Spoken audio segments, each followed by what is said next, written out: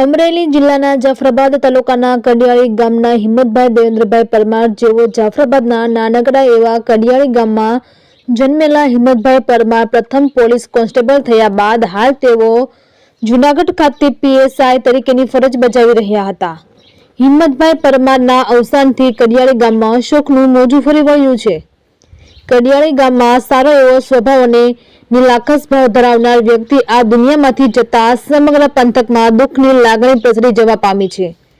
તેમના પાર્થિવ દેહને ગઈકાલે જૂનાગઢથી પોતાના વતન કડિયાળી લાવવામાં આવ્યો હતો અને ત્યાં તેને પોલીસ દ્વારા ગાર્ડ ઓફ ઓનર આપી શ્રદ્ધાંજલિ આપવામાં આવી હતી। રિપોર્ટર જિગ્નેશ બારૈયા, જાફરાબાદ।